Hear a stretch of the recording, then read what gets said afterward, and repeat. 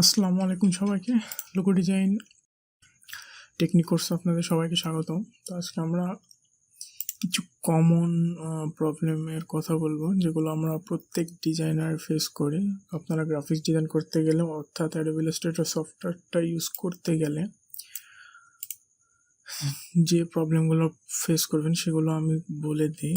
সর্বপ্রথম মনে করেন যে আমি একটি ইলিপস নিলাম, অ্যান্ড দেন এটাকে যদি আমি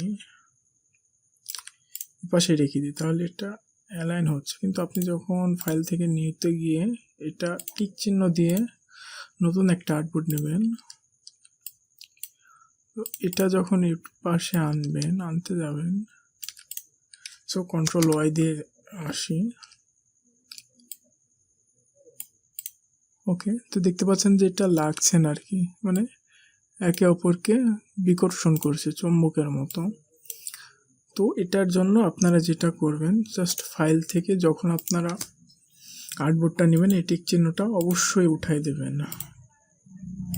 অ্যান্ড দেন থার্ডলি যেটা আসে সেটা হচ্ছে যে, মনে করেন যে আমরা কোনো একটা টেক্সট লিখে দিই, মনে করেন যে এটাই আমরা কালারটা চেঞ্জ করে এটা রেখে দিই। তো আমি এটাকে জাস্ট সিম্পলি কপি করবো, অ্যান্ড দেন এটা কালারটা যদি আমি কালো করে দিই,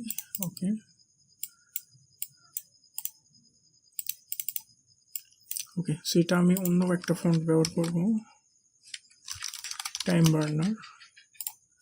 ওকে, তো আমি এখন চাচ্ছি, আমরা তো আই ড্রপার দিয়ে সচরাচর কালারটা চেঞ্জ করি, আমি চাচ্ছি যে এই ফন্টটা মানে এই কালারটা আমি এই কালারটা দেবো। তো সচরাচর আমরা যেটা করি, এটাকে জাস্ট সিম্পলি ধরি অ্যান্ড দেন এটাকে আই ড্রপার দিয়ে কালারটা করতে গিয়ে ওই ফন্টটা হয়ে যায়। তো এটার জন্য, এই প্রবলেমটার জন্য আপনারা জাস্ট কিবোর্ডে শিফট, এটা ক্লিক করার জন্য কিবোর্ডে শিফট প্রেস করে এই কালারটা দিবেন, তাহলে এটার রং এটা নিয়ে নেবে।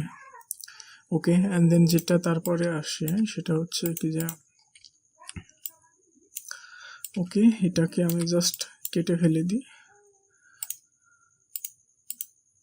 ওকে, এগুলোকে কাটলাম অ্যান্ড দেন এটার কালারটা চেঞ্জ করে দিই আমি এটা, কিংবা মনে করেন যে আমি এখানে কাজ করতে করতে একটি অবজেক্ট বা থেকে গেল আর কি, আমরা এটা দেখতে পাচ্ছি। তো আমরা অনেক সময় করি কি, এই সিলেক্ট করার পরে জাস্ট কালারটা চেঞ্জ করে দিই, এটা সহ হয়ে যায়। তো এটার জন্য আপনারা যেটা করবেন, সচরাচর কন্ট্রোল ওয়াই দেবেন অ্যান্ড দেন সমস্ত কিছু দেখতে পারবেন না এগুলো ধরে, মানে এগুলো তখন খালি চোখে দেখা যাবে না আর কি। তো তখন জাস্ট সিলেক্ট করে এগুলো ডিলিট করে দেবেন কন্ট্রোল ওয়াই দিয়ে।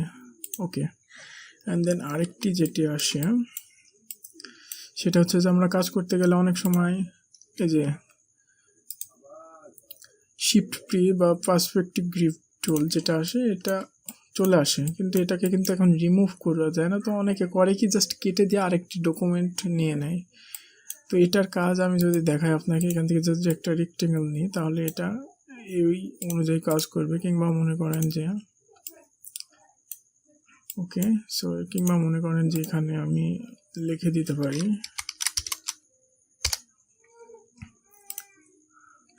সো এখানে লেখাটা এই বক্সের উপর লিখতে হবে। তো এখানে কাজ হচ্ছে যে এই সার্কেলটা এই অনুযায়ী নেওয়া যায় আর কি, মানে বিল্ডিংয়ের মতো 3D শেপে। তো এটার তেমন কোনো কাজ নেই, তবে এটা যখন চলে আসবে তখন জাস্ট অনেকে আসে যে ক্লিক করে কেটে দেয়। তো আমরা এটার থেকে উইন্ডো থেকে ভিউতে যাওয়ার পর এখান থেকে স্ন্যাপ ইনটু গ্রিডতে যাওয়ার পরে এখান থেকে snap into grid, guides snap into grids, তারপরে যে হাইড গ্রিডস এটা ক্লিক করবেন, এটা অটোমেটিক্যালি চলে যাবে আর কি। আবার অনেকে যেটা করে, যেমন মনে করেন কি যে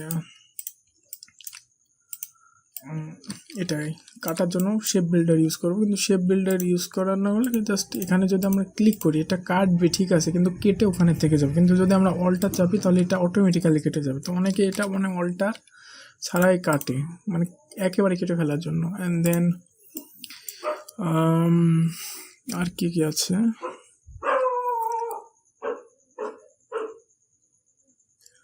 ওকে,